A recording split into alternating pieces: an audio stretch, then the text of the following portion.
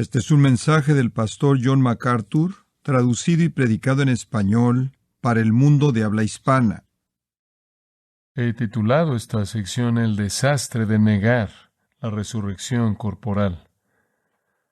Ahora recordará que el tema del capítulo es la resurrección de los hombres de la tumba física, literal, corporal. Ese es el tema primordial. Pablo le está recordando a los corintios que los hombres muertos resucitarán de los muertos. Esta no es una verdad nueva. Esta es una verdad fundamental en el cristianismo y también es una verdad clave en el judaísmo. Está tanto en el Antiguo como en el Nuevo Testamento. Remontándonos al libro antiguo de Job, en el capítulo 19, versículo 26, Job dijo: aunque gusanos destruyan este cuerpo, aún en mi carne veré a Dios, a quien veré por mí mismo y no otro, aunque sea consumido. En otras palabras, Job dijo: aunque mi cuerpo se descomponga en la tumba, de alguna manera en mi carne veré a Dios. Esa es la creencia en una resurrección corporal. Cuando usted llega al Nuevo Testamento, Jesús comienza al principio de su ministerio a prometer una resurrección literal, física, corporal. Por ejemplo, en Juan capítulo 5, versículo 28, no os maravilléis de esto, porque la hora vendrá en la que todas las tumbas oirán su voz y saldrán. Todos los que están en la tumba, dijo Jesús, oirán su voz y saldrán. En Juan 6, versículo 44, Jesús dijo: ninguno puede venir a mí si el Padre que me envió no le trajere, y yo le resucitaré en el día postrero. En Juan 11:25, Jesús dijo: yo soy la resurrección y la vida. Todo aquel que cree en mí realmente nunca morirá, sino que tendrá vida que es eterna. Entonces Jesús prometió resurrección física. Además de la esperanza del Antiguo Testamento y la promesa de Jesús, los apóstoles del Nuevo Testamento también predicaron la resurrección de los muertos. De hecho, los metió en problemas en Hechos 4, y conforme le hablaron al pueblo, los sacerdotes y el capitán de la guardia y los saduceos vinieron contra ellos molestos porque le enseñaron al pueblo y predicaron mediante Jesús la resurrección de los muertos o de la tumba. Estaban predicando resurrección física. Este fue el mensaje del apóstol Pablo. En 2 Corintios, por ejemplo, capítulo 4 y versículo 14, sabiendo que el que resucitó al Señor Jesús también a nosotros nos resucitará. Y Pablo predicó esto de manera repetida. En Colosenses 3:4 él dijo: cuando Cristo, quien es nuestra vida, aparezca, se manifieste, entonces también vosotros os manifestaréis con él. En 1 Tesalonicenses él dijo que los muertos saldrán de las tumbas y se unirán a Cristo, y los que estamos vivos y permanezcamos seremos unidos a él. En Filipenses capítulo 3 él dijo: nuestra ciudadanía está en los cielos. En el versículo 20 y en el versículo 21 él dijo: el Señor cambiará el cuerpo de la humillación nuestra en cuerpos gloriosos semejantes a los de él. Jesús dijo en Juan 14 que él se iba para preparar un lugar para nosotros y que él regresaría y nos recibiría. En Juan 17 él oró porque él estuviera con él en la presencia del Padre. Entonces está la afirmación del Antiguo Testamento, la palabra de Jesús, la palabra de los apóstoles, la palabra de Pablo, del hecho de que hay resurrección corporal de la tumba para estar con el Señor aquellos que son creyentes. Esto es elemental en nuestra fe, y creo que es importante señalar que en esa forma de resurrección todavía seremos nosotros. Por ejemplo, en Apocalipsis 20, versículo 12, dice que Dios los llamó a él, y de las tumbas vinieron, y Juan dice: vi de pie delante del Señor a los muertos, pequeños y grandes. Lo que es interesante acerca de eso es que todavía había una diferencia en las personas cuando estuvieron ahí en la visión del juicio futuro, así como estuvieron aquí en la tierra. Algunos eran más pequeños o insignificantes y algunos eran más grandes. Esto es mantener una personalidad y una personalidad en cierta manera semejante a la que tuvieron en la vida. Seremos nosotros de una manera real. Pero a pesar de la palabra clara del Antiguo Testamento, a pesar de la palabra clara de Jesús, a pesar de la palabra clara de la predicación apostólica, a pesar de la palabra clara del apóstol Pablo, los corintios habían llegado al punto en el que estaban negando la resurrección corporal. Habían creído a los filósofos griegos, y recordará que los filósofos griegos enseñaban que el alma era inmortal, pero el cuerpo no lo era. Que el alma seguiría para siempre, pero el cuerpo se pudriría en la tumba. Era un adiós para siempre, de tal manera que la inmortalidad solo era para lo espiritual. Vivirían espiritualmente para siempre, no en algún tipo de sentido corporal. De hecho, en el versículo 12 de 1 Corintios, básicamente encontramos la afirmación que estos críticos estaban presentando. Ahora, si Cristo se predica que Él resucitó de los muertos, ¿cómo es que algunos de ustedes dicen que no hay resurrección de los muertos? En otras palabras, estaban diciendo abiertamente, los hombres muertos no resucitan. Esa fue la afirmación de la filosofía griega, y eso estaba siendo repetido por la iglesia corintia, por lo menos unos cuantos en la iglesia. Ahora recuerde, Pablo ya les ha dicho en los primeros 11 versículos que esa es una postura imposible para ellos. Y la razón por la que es imposible es porque ya creen que Jesús resucitó de los muertos, ¿verdad? En otras palabras, si usted regresa al capítulo 15 en los primeros versículos, Pablo dice, recuerden el Evangelio que recibieron y sobre el que están firmes y por el que son salvos. ¿Y cuál es el Evangelio? Es el versículo 3, que Cristo murió conforme a las Escrituras, versículo 4, que fue sepultado y que resucitó. En otras palabras, Él está diciendo, miren, ya creen en la resurrección, ya creen en la resurrección corporal, porque ya la han aceptado, recibido, están permaneciendo fieles sobre ella y están siendo salvas por ella. Esa es la resurrección de Jesucristo. Ahora, versículo 12. Si Cristo ya está siendo predicado, que Él resucitó de los muertos y ya están creyendo eso, entonces, ¿cómo es posible que algunos de ustedes digan que no existe algo tal como la resurrección de los muertos? Ya la creen. Ya están comprometidos con ella. Ya han sido salvos por esa confianza y esa fe. Entonces, Pablo, como tiene la capacidad maravillosa lógica, como también siendo inspirado por el Espíritu Santo, establece un punto en común. Ambos creen esto, y debido a que ya creen esto, él puede proceder y edificar su argumento en contra del error que se ha infiltrado en ellos. Ahora quiero que observe el versículo 12, porque en cierta manera comienza la sección. Él dice, miren, este es el Evangelio que todos nosotros hemos predicado, versículo 11. Sea yo o ellos, esto es, sea yo o los otros apóstoles, entonces predicamos y así creyeron. En otras palabras, esta resurrección de Jesucristo no es alguna idea novedosa, algo que entró como un apéndice al final. Esto es algo con lo que ya se han comprometido, ya lo han creído, ya lo han aceptado, ya ha sido predicado. Y si este es el caso, ¿cómo es posible que están negando la resurrección? Ahora, observará que en el versículo 12 hay un par de puntos técnicos que podrían ayudarle a usted a ver el panorama aquí. La última frase del versículo 12 es la resurrección de los muertos. En el griego no hay un artículo, no hay la. El texto literalmente se leería así. ¿Cómo dicen algunos de ustedes que no hay resurrección de cadáveres? Están hablando de lo físico. ¿Cómo dicen algunos de ustedes que no hay resurrección de hombres muertos? Los hombres muertos no resucitan, dicen ustedes. Oh, entonces, ¿cómo es que creen que Jesús resucitó si los hombres muertos no resucitan? Y ustedes creen eso porque fueron salvos al creer eso. Ese es su punto. Entonces ya los tienen en un rincón del que nunca van a poder salir para comenzar. Ahora, Pablo añade, del 13 al 19, quiero que entiendan lo que le pasa al Evangelio y lo que les pasa a ustedes si no creen en la resurrección. Y este es uno de los pasajes más devastadores que jamás verá usted. Para cuando terminemos, literalmente cubre todo ángulo. Usted no solo puede venir y decir, bueno, creo todo, excepto la parte de la resurrección corporal, como los corintios. Oh, creo en la resurrección de Cristo. Oh, creo en el cielo y en la inmortalidad del alma y el espíritu.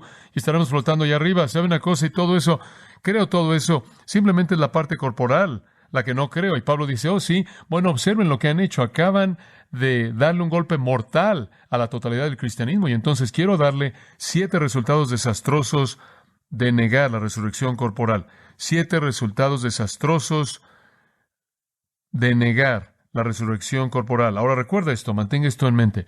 La clave que debemos recordar es que Pablo conecta la resurrección corporal de los hombres con la resurrección corporal de ¿quién?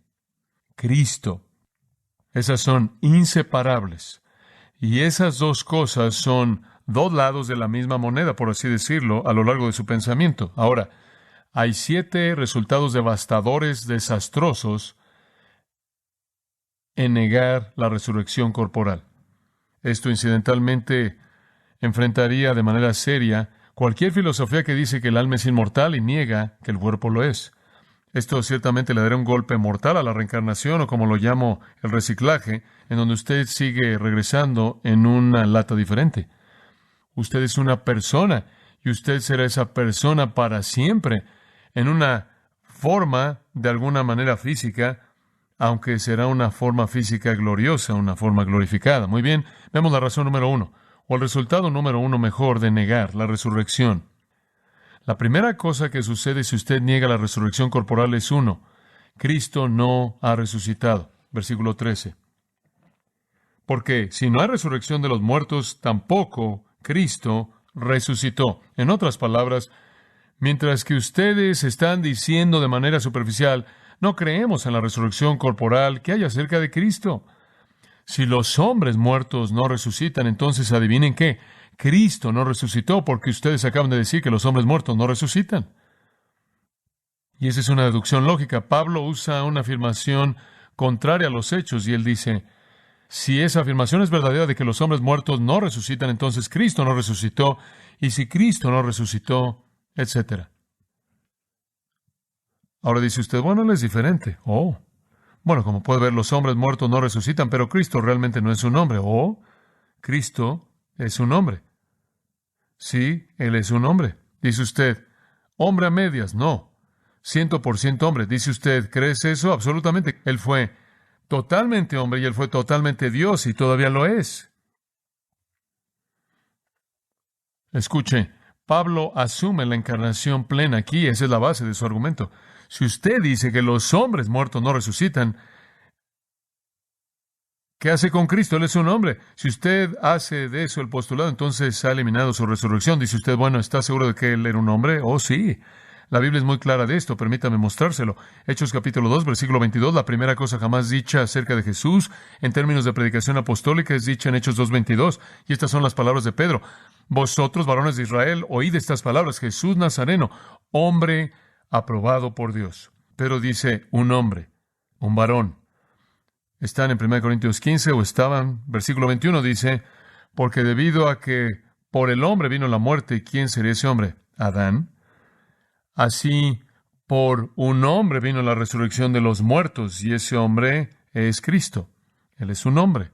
Gálatas 4:4 dice que en la plenitud del tiempo, Dios envió a su Hijo hecho de una mujer.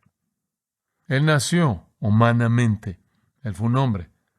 En 1 Timoteo 2:5 dice, porque hay un solo mediador entre Dios y los hombres, Cristo Jesús, hombre. En Hebreos 2:17 viene la afirmación más grandiosa. Por tanto, en todas las cosas, Él fue hecho como sus hermanos. Él fue en todas las cosas hecho un hombre, como el resto de nosotros, sin que le faltara nada. Y cuando el mundo lo vio, observaron que Él era un hombre. No lo vieron como un fantasma que flotaba o algún tipo de ser místico. Él era un hombre. De hecho, en Marcos 6 lo vieron, versículo 3, y dijeron, ¿no es este el carpintero, el hijo de María, el hermano de Jacobo y José y Judas y Simón? ¿Y no están sus hermanas aquí? Este es simplemente un hombre como cualquier otro. Él tiene un trabajo, él es un carpintero, tiene algunas hermanas, tiene algunos hermanos, él viene de esta pequeña aldea. No es nada serio, él es un hombre como todos los demás. En Juan 19:5, después de lo horrendo que pasó Jesús debido a Pilato, lo trajo ante la multitud y dijeron lo que en latín es exe homo, y en español es aquí que el hombre. En 1 Juan 1 y 2, Juan dice, acerca de este hombre nuestras manos lo han tocado. En 2 Juan y versículo 7, la afirmación tan importante de la palabra de Dios es esta, dice, porque muchos engañadores han entrado al mundo que no confiesan que Jesucristo ha venido en la carne. Este es un engañador y un anticristo. Usted no puede negar la humanidad de Jesucristo sin ser un engañador y un anticristo. Él es un hombre. Él es un hombre en todo detalle, de toda manera, en todas las cosas es un hombre, y si los hombres muertos no resucitan, entonces Él no resucitó, porque Él es un hombre y Él fue un hombre muerto en la cruz. Los detalles de su vida indican que Él fue un hombre. Mateo 1:18 dice que Él fue concebido en el vientre de una mujer. Mateo 1:25 dice que Él nació de una manera humana. Lucas 2:21 dice que Él fue circuncidado. Mateo 26:38 dice que Él poseyó un alma humana. Juan 1:14 dice que Él tuvo un cuerpo humano. Lucas 2:52 dice que Él creció en estatura y sabiduría y favor con Dios y los hombres. Juan 11:35 dice que Él lloró. Mateo 4:2 dice que Él tuvo hambre. Juan 19:28 dice que Él tuvo sed. Mateo 8:24 dice que Él tuvo sueño. En Juan 4:6 Él se cansó. En Juan 11:33 Él sintió tristeza y dolor. En Lucas 22:64 su rostro fue golpeado con puños. En Mateo 27:26 Él fue flagelado. En Lucas 23:33 Él fue clavado en una cruz. En Juan 19:30 Él murió. En Juan 19:34 le perforaron su costado. Y en Mateo 27:59 Él fue sepultado, así como cualquier otro hombre. Él fue un hombre. E incluso después de que salió de la tumba, Él todavía era un hombre. Observe Lucas 24. En Lucas 24, versículo 33, dice que se levantaron en la misma hora y regresaron a Jerusalén y encontraron a los 11. Estaban congregados y aquellos que estaban con ellos y dijeron, estos son los que vinieron de Maús. El Señor ha resucitado y le ha aparecido a Simón. Y les contaron las cosas que fueron hechas por el camino y cómo Él se dio a conocer en el partimiento del pan. Y conforme hablaban, Jesús mismo se puso de pie en medio de ellos y les dijo, paz a vosotros. Estaban aterrados y pensaban que habían visto un espíritu. Quizás eran buenos prospectos para la filosofía griega, creyendo en la resurrección espiritual. Y Él les dijo, ¿por qué os turbáis y por qué estos pensamientos están en vuestros corazones? Vean mis manos y mis pies, que soy yo. Tóquenme y vean, porque un espíritu no tiene carne y sangre como me ven que tengo. Él todavía tenía carne y huesos. Él todavía era un hombre, o uno glorificado, no obstante un hombre. Y Él todavía era ese mismo hombre que era antes, y así seremos, porque cuando le veamos seremos ¿qué? Como Él. Y simplemente para probarlo, Él les dijo que lo tocaran y lo sintieran, y cuando Él había hablado eso, les mostró sus manos y sus pies, y mientras que no creían por gozo, y se preguntaban, Él dijo, ¿quieren más prueba? ¿Tienen algo que comer? Y le trajeron un pedazo de un pescado y miel, y lo tomó y lo comió. Él era un hombre, y escucha, el punto de Pablo es este. Si sus filósofos dicen los hombres muertos no resucitan, entonces Jesús fue un hombre muerto y no resucitó. ¿Seguro de que quieren decir eso? Acaban de basar su fe entera en su resurrección, en la de Él. Romanos 10:9, que si confesares con tu boca que Jesús es el Señor y creyeres en tu corazón que Dios lo resucitó de los muertos, serás salvo. La salvación dependía de su resurrección y Él era un hombre. Entonces, el primer impacto devastador de no creer en la resurrección corporal es que Cristo no resucitó. Eso lleva a un segundo resultado. Punto 2. Toda la predicación del Evangelio es inútil. Observa el versículo 14. Y si Cristo no resucitó, vana es entonces nuestra predicación. Deténgase ahí. Toda la predicación es inútil. No hay evangelio. Si el evangelio es que Cristo murió por nuestros pecados, fue sepultado y resucitó el tercer día, y lo único que hizo es que murió y no resucitó, no hay evangelio. Y toda la predicación del evangelio es vacía, está vacía, es inútil, no sirve de nada. Si Cristo está muerto para siempre, acabamos de arrancar las entrañas del mensaje apostólico. No hay nada que decir. La predicación se pierde. El evangelio ha sido destrozado. Como puede ver, tiene que recordar esto. Ahora observe esto. La certificación entera de todo lo que Jesús dijo e hizo dependía de que Él saliera de la tumba. ¿Entiende eso? Si Él no resucita, entonces todo está perdido. Si resucita, todo es ganado. Como puede ver en Romanos, capítulo 1, versículo 3, dice que el Evangelio de Dios en el versículo 1, después hay un paréntesis en el versículo 2, pero el versículo 1, el Evangelio de Dios, ¿cuál es? Es este. acerca de su Hijo Jesucristo nuestro Señor, quien fue hecho de la simiente de David según la carne. En otras palabras, el versículo 3 prueba su humanidad. Él fue un hombre, él nació en la familia de David según la carne. Él fue hecho de la simiente de una mujer de la línea de David y un hombre de la línea de David.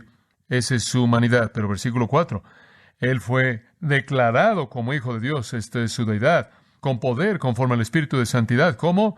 Por la resurrección de los muertos. En otras palabras, la naturaleza humana es obvia a partir de su linaje davídico. Su deidad depende de la resurrección. Si no resucita, no es Dios. Y si no es Dios, entonces toda la predicación del Evangelio es vacía, vana, no sirve de nada. En Apocalipsis 1:18, él de hecho está diciendo, tengo el derecho de gobernar a la iglesia, tengo el derecho de guiar a la iglesia, tengo el derecho de llamar a la iglesia a rendir cuentas. ¿Por qué? Porque yo soy el que vivió y estuve muerto y estoy vivo para siempre. Amén. Y esa es la razón por la que tengo las llaves del Hades y de la muerte. En otras palabras, su derecho a reinar en su propia iglesia, su derecho a gobernar en la iglesia, su derecho a prometer vida después de la muerte, depende de su propia resurrección. En Romanos 14:9, él dice que él no solo es el Señor de los muertos, sino que el Señor de los vivos. Y él no lo sería si él no hubiera resucitado. Como puede ver, el señorío de Cristo sobre la iglesia, la deidad de Cristo, depende de su resurrección.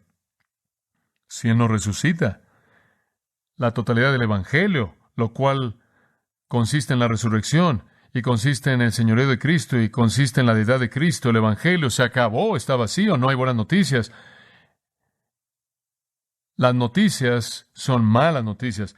Y los ángeles que dijeron, he aquí, os traigo buenas nuevas de gran gozo, es una mentira, no hay buenas noticias. Si Jesús no resucitó, porque Él no es Dios, y no hay buenas noticias. La predicación del Evangelio es una farsa, es una mentira, es una falsificación. Él no conquistó la muerte, Él no conquistó el pecado, Él no conquistó el infierno. Malas noticias. Entonces Pablo dice, si no creen en la resurrección corporal, si los hombres muertos no resucitan, 1, Cristo no resucitó, 2, toda la predicación del Evangelio es inútil, 3, la fe es vacía, versículo 14, el resto del versículo, al final del versículo dice, vana es también vuestra fe. Misma palabra, vacía, inútil, vana, versículo 17, si Cristo no resucitó, su fe es vana. Vacía, inútil, misma frase repetida de nuevo. Ahora, el punto es que si el Evangelio es una mentira y el Evangelio es inútil, entonces colocar su fe es igualmente inútil, ¿verdad? Hemos estirado nuestra mano para alcanzar un Dios que no está ahí. Hemos tratado de tocar un Salvador que no está vivo. Hemos creído en un Evangelio que no sucedió. Esta es una consecuencia inevitable. Los apóstoles predicaron un Cristo resucitado. La Biblia enseña un Cristo resucitado. Si los hombres muertos no resucitan, entonces Él no resucitó. Y si Él no resucitó, nos han estado diciendo mentiras. Y si nos han estado diciendo mentiras, hemos estado creyendo en ellas. Nuestra fe es inútil. Digo, bien podríamos decir con el salmista en el Salmo 73:13, he limpiado mi corazón en vano. Bien podríamos decir con Isaías en el 49:4, he trabajado en vano. He gastado mis fuerzas por nada. Abel, quien creyó en Dios, fue un necio. Enoc fue un mito. Noé fue un insensato, más sea de cualquiera. 120 años construyendo un barco torpe para un Dios que no podía producir el sacrificio para salvarlo de sus propios pecados. Abraham, Isaac, Jacob, José, Moisés, David, Gedeón, Sansón, Barak, Jefté, Samuel, Elías, Isaías, Daniel, Ezequiel, Jeremías y el resto, todos tuvieron una fe vacía y un Dios que no podía cumplir con la salvación que Él planeó, porque Él no pudo sacar a su Hijo de la tumba si los hombres muertos no resucitan. Y todas esas personas preciadas en el capítulo 11 de Hebreos, esas personas que enfrentaron pruebas de burla y azotes y encarcelamiento y fueron apedreados y aserrados por la mitad y probados y matados por la espada y anduvieron en pieles de cabras y de ovejas y privados y afligidos y atormentados, todos aquellos de quienes no era digno el mundo, que anduvieron por desiertos y montañas y en fosos y cuevas de la tierra, todas esas personas quienes por la fe se aferraron a Dios fueron torpes. Su fe fue inútil si los muertos no resucitan. Increíble. Es una vaciedad increíble. si los muertos no resucitan. Y todos los mártires del Nuevo Testamento y todos los santos de la nueva época son ejemplos de fe inútil, y también es la nuestra y también la mía si no hay resurrección. Porque entonces Cristo no resucitó, y si Él no resucitó, el Evangelio es inútil y también lo es nuestra fe. En cuarto lugar, Pablo dice los apóstoles fueron mentirosos. Versículo 15. Y somos hallados falsos testigos de Dios, porque hemos testificado de Dios que Él resucitó a Cristo, al cual no resucitó si en verdad los muertos no resucitan. Si los muertos no resucitan, entonces Dios no resucitó a Jesús, y si Dios no resucitó a Jesús, somos mentirosos porque hemos estado diciéndole a todo el mundo que resucitó. Entonces, ¿sabe usted una cosa? No solo hemos perdido nuestra fe, sino que hemos perdido la capacidad de creer en los apóstoles. Son mentirosos. Ahora, ¿ve usted lo que sucede cuando usted quita una pequeña cosa en la Biblia que quiere descartar? Todos los apóstoles son mentirosos. Dice usted, oye, espera un minuto, yo podría querer negar la resurrección. Esto es lo que dicen los liberales. Bueno, queremos negar la resurrección. Ciertamente no creemos eso, pero son hombres maravillosos. Escuche, todos son un grupo de mentirosos. Si usted hace eso, se da cuenta de que en Hechos 1:22 todos dijeron, somos testigos de su resurrección, y que ese era el meollo de su ministerio entero, que todo dependía de una mentira. Son un grupo de farsantes. Dice usted, bueno, son hombres con buenas intenciones que están algo engañados. No dice eso. Dice que fueron testigos falsos, y el término significa que eran mentirosos, abiertos, engañadores. Eran charlatanes, eran farsantes, eran fraudes, dando un testimonio falso acerca de Dios, diciendo que Dios resucitó a Jesús cuando Dios no lo hizo. Esto no es simplemente un detalle pequeño. Usted acaba, de hecho, devastar el Evangelio entero. Y a toda la gente que jamás lo predicó. No solo son hombres honestos con sinceridad dando mal consejo. Dijeron Jesús resucitó. Dijeron que lo vieron. Pero si los hombres muertos no resucitan, entonces Jesús no resucitó y ellos no lo vieron. Y si dicen que lo vieron, ¿son qué? Son mentirosos. Ahora usted puede ver que hay un círculo de razonamiento aquí, ¿no es cierto? Desde el versículo 13, como puede ver, la resurrección de hombres muertos, la resurrección de Cristo, la predicación de los apóstoles, la fe de los corintios y el resto de la gente y el testimonio de los apóstoles forman una unidad. O usted lo cree todo o nada de esto, ¿entiende eso? Ahora escuche esto, usted lo cree todo o nada. Usted no llega y dice, bueno, creo en la resurrección de Jesús, pero no en la resurrección del resto. Pablo dice, no. O usted no viene como los liberales y dice, bueno, quizás creo en la resurrección de nosotros, pero no de Cristo. No. Bueno, no creo en esas dos cosas, pero ciertamente creo en que los apóstoles fueron hombres maravillosos. No, fueron mentirosos. Bueno, aunque no hubo una resurrección y aunque no habrá una, ciertamente colocamos nuestra fe en Dios. No.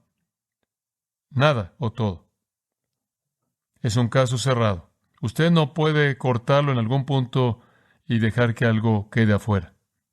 Si los muertos no resucitan, Cristo no resucitó. Y si Él no resucitó, el Evangelio no es verdad. Y si el Evangelio no es verdad, su fe es torpe. Y toda persona que jamás predicó es un mentiroso. Ahora, además de esto, también es un golpe mortal contra los santos del Antiguo Testamento que profetizaron la resurrección. También son mentirosos. ¿Y sabe usted lo que sale de esto, que es lo peor de todos? Usted hace de Jesús un mentiroso. Escuche, si los apóstoles son mentirosos, entonces, ¿qué voy a hacer con el Nuevo Testamento? ¿Lo puedo creer? No si es escrito por mentirosos. Bueno, dicen que no querían ser mentirosos, sí, pero ¿cómo sé cuando estuvieron equivocados? Como puede ver, si no puedo creer en la credibilidad de estos hombres, entonces realmente estoy perdido, porque eso acaba con la Escritura. Por lo menos los liberales son coherentes aquí. No solo niegan la resurrección, también niegan la autoridad y la veracidad de la Escritura, porque es obvio que van de la mano. Pero ¿sabe usted lo que es peor de todo? Usted hace de Jesús una víctima pobre, porque Jesús en Juan 16 le dijo a esos mismos apóstoles que escribirían el Nuevo Testamento, Él dijo, enviaré al Espíritu y cuando mi Espíritu venga, los va a guiar a toda ¿qué? Verdad. Y la parte triste de esto es que si usted niega una cosa pequeña como la resurrección corporal, ha hecho de Jesús un mentiroso. El Espíritu Santo no evitó que cometieran errores y no los llevó a toda la verdad si dijeron mentiras. Y dijeron mentiras si Cristo no resucitó. Y Cristo no resucitó si los hombres muertos no resucitan. Después el 16 reafirma la premisa principal de su argumento. Porque si los muertos no resucitan, recuerde, tampoco Cristo resucitó. Ahora, ese es un resumen de todo lo que dijo y también prepara lo que está por decir, que es la segunda parte. La primera parte Él la ha tratado teológicamente. La primera parte ha sido una mirada a lo que sucede a nuestra teología. La segunda parte, los últimos 3 resultados desastrosos de negar la resurrección corporal son personales. No lo que le pasa a nuestra teología, sino lo que nos pasa a nosotros. Si negamos que los hombres muertos resucitan, lo cual resulta en negar la resurrección de Cristo. Cristo no ha resucitado, la predicación del Evangelio es inútil, la fe es vacía, los apóstoles son mentirosos y ahora llegamos a nosotros en el versículo 17, el poder del pecado no ha sido quebrantado. Todavía estamos en nuestro pecado. Observa el versículo 17. Y si Cristo no resucitó, ahora esto nos llega a nosotros. Vuestra fe es vana. Antes Él estaba diciendo nuestra predicación es vana, ahora entonces su fe es vana. Y ahora Él realmente se concentra en nosotros. Vuestra fe es vana. Porque aún estáis, ¿qué? En vuestros pecados. Si Cristo no resucitó, ¿sabe usted lo que sucede? El pecado lo mató y lo mantuvo muerto. ¿Sabe una cosa? Fue el pecado lo que mató a Jesús. ¿Sabía usted eso? Él murió en la cruz no por su propio pecado, sino por los pecados del mundo colocados en Él. Él murió porque Él fue hecho pecado por nosotros y el pecado lo mató. ¿Y sabe una cosa? Si Él no resucitó, el pecado lo mató a tal grado que Él no pudo regresar y el pecado ganó si Él no resucitó.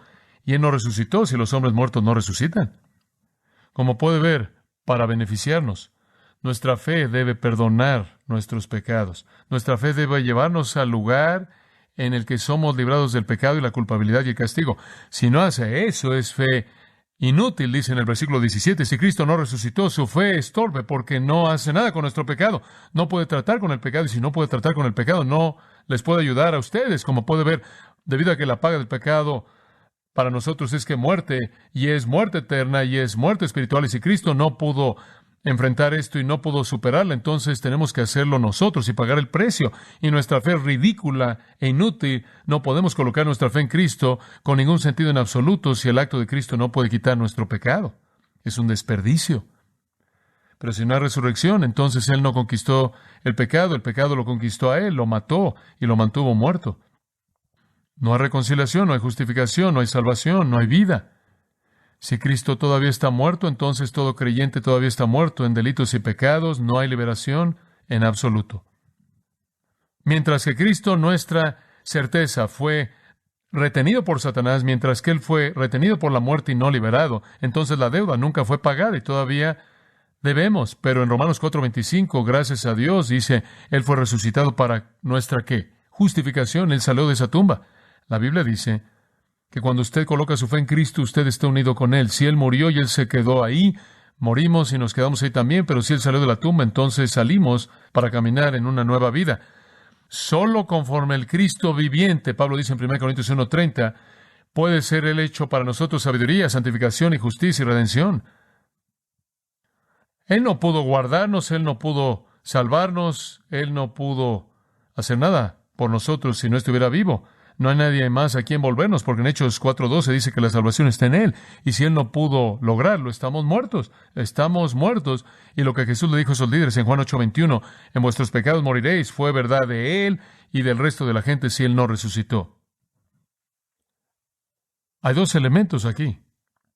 Si Cristo no resucita, número 1, Él no pagó la paga por el pecado de manera plena y no puede regresar para concedernos vida. El pecado lo mató si Él no resucitó. En segundo lugar, si Él no resucitó, Él no está vivo en la actualidad para interceder por nosotros y para mantenerse limpiándonos y seguir perdonándonos. Y su vida no está ahí, Romanos 5:10, para mantenernos y guardarnos. Él no pudo salvarnos y Él no puede guardarnos si Él no resucitó. Esa es la razón por la que es tan importante que creamos que Él resucitó. Esa es la razón por la que Pedro dijo lo que dijo en Hechos 5:29. Pedro y los otros apóstoles respondieron y dijeron, es necesario obedecer a Dios antes que a los hombres. El Dios de nuestros padres resucitó a Jesús, a quien vosotros matasteis y colgasteis en un madero, y a Él Dios lo exaltó a su diestra para ser príncipe y salvador y dar arrepentimiento a Israel y perdón de pecados. Dios lo resucitó y Dios lo hizo un príncipe, y la palabra en el griego es archegos. Esa es una palabra que significa precursor, pionero.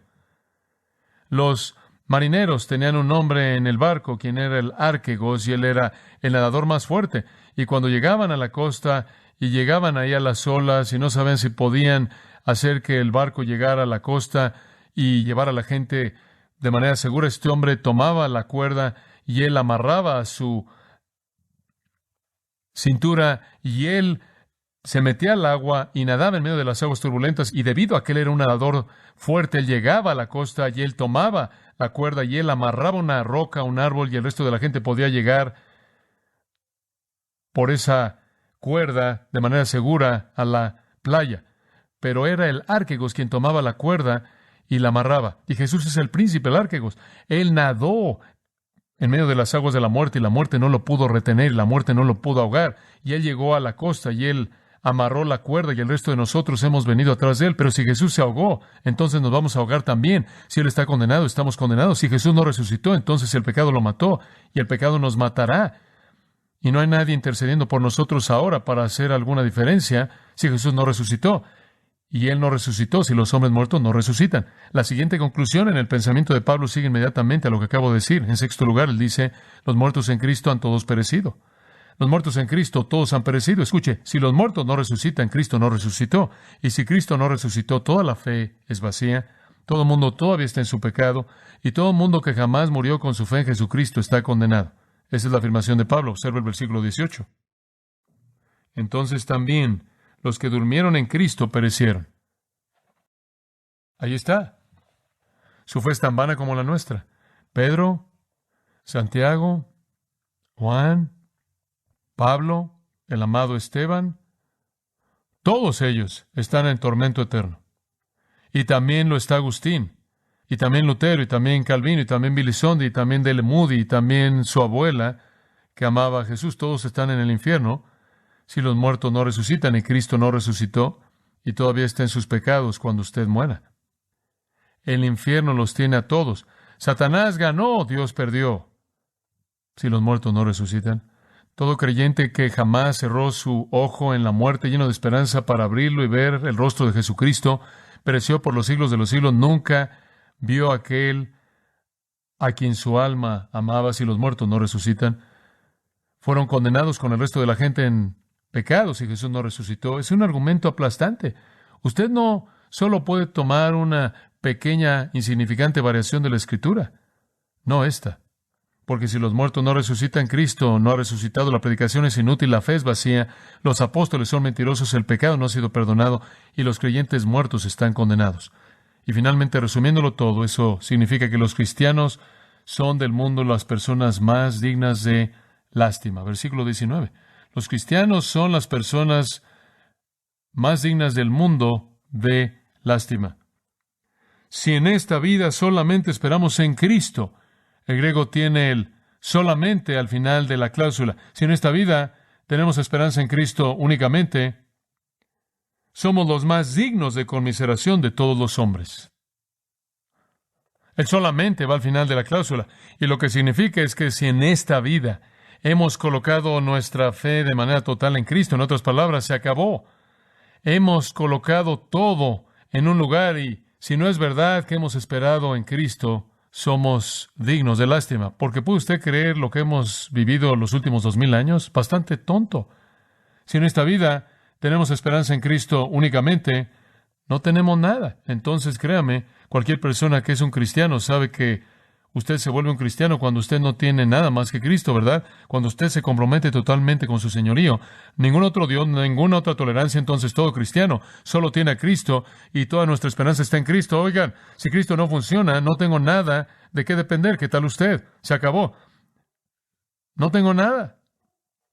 Y si no está en Jesús, somos un grupo digno de lástima. Y créame, no lo es. Él dice, si los muertos no resucitan y Cristo no resucitó, hemos desperdiciado nuestras vidas. Qué personas tan dignas de lástima. Todas esas personas, imagínense, todas esas personas han estado peleando contra la tentación, luchando con el pecado, buscando agradar a Cristo, obedecer la Escritura, teniendo estudios bíblicos, llevando la cruz, sufriendo menosprecio, tratando de dar testimonio, y todo es una basura. ¡Qué grupo de tontos! Esto no es fácil.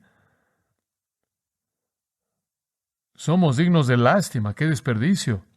Pero, dice Pablo, observa el versículo 20, más. Ahora Cristo ha resucitado. Amén. Escuche, Él está vivo. Él resucitó. Todo es verdad. La resurrección es esencial. Escuche, conforme resumo esto. La resurrección es esencial, número uno, porque la resurrección prueba que la verdad es más fuerte que la mentira. Ahora escuche. Jesús vino, Él dijo, yo soy la verdad. Y sus enemigos querían sus mentiras y entonces mataron a la verdad. Y si la verdad se mantuvo muerta, entonces la mentira ganó. Si los enemigos de Jesús tuvieron éxito en destruirlo, la mentira ganó, la verdad perdió.